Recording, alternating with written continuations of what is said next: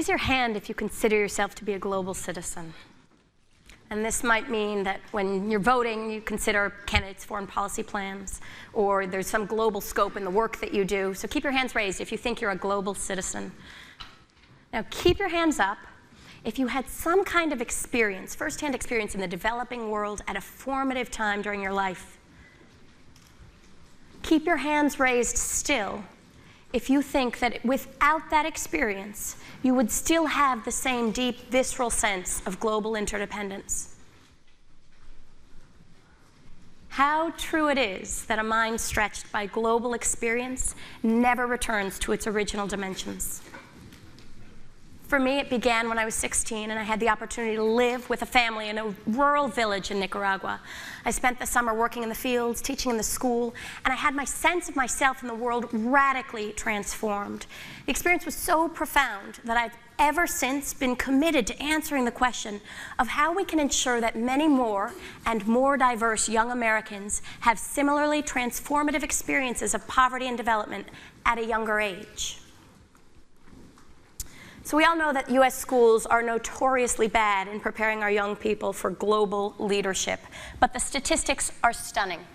90% of American students can't find Afghanistan on a map of Asia, and 67% can't find Iraq, even though we've had troops there for the last 5 years.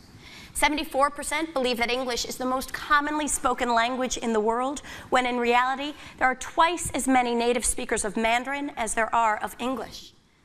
A third of US students believe that the US accounts for 30% of the world's population, when in reality, it's 5%. And my personal favorite, 73% of Americans and over 50% of our congressional representatives do not have a passport. Isn't it time for a passport to be necessary in running for federal office?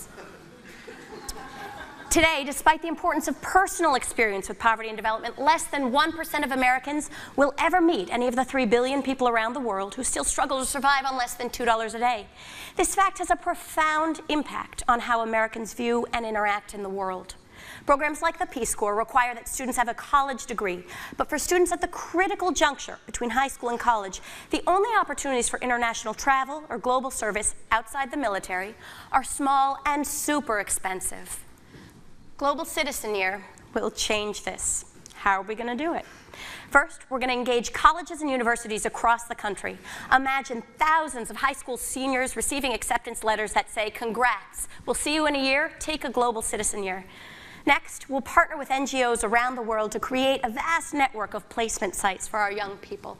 Finally, we'll bring in new resources from the public and private sector to create a new program that's accessible to kids regardless of their parents' ability to pay. Here's what it looks like. Each year, we'll recruit and train a diverse core of emerging leaders. We're not looking for academic all-stars. We're looking for kids with passion and potential, a bit like what Malcolm was talking about in terms of the cap gap. And we will bring these young people together in an intensive training, sort of like the training we just went through with the fellowship boot camp, thanks to Andrew and co. And we'll introduce them to social innovation, global systems, leadership development.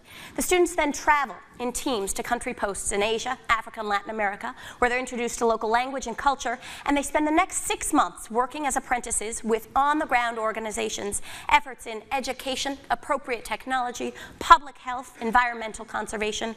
All these kids speak English, they'll all have passion and real energy to give, and they all know technology, and there is no doubt that we can put those skills to constructive use. But the program doesn't end there. When the kids come back, we'll continue to support them in bridging their experience internationally to their communities at home. They go back to their local high school, organize assemblies, conferences, seminars to get others engaged in the experience that they had. It's not enough to travel and then feel like you're somehow elite or globally savvy, but instead you come back and you have a sense of what it really means to engage in the US context as an American civically with a global perspective, the new responsibility that that creates for you.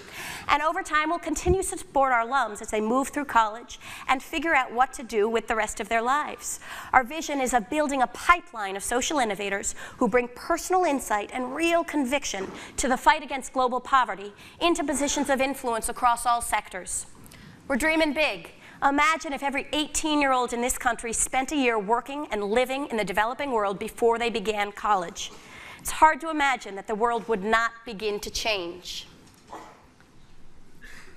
Today, we have a full business plan, an expert consulting team, and an all-star council of advisors, including the head of Teach for America, the head of CityYear, the head of the Peace Corps Association. We've begun to receive some publicity thanks to PopTech. We were recently featured in the New York Times, and we're just beginning to gather the resources we need to get off the ground. We're designing our pilot now, and our aim is to build our pioneer class so that 1 year from now, our first group of students will begin their global citizen year. With your help, we can reposition the US role in the world. We can't afford not to. Thank you.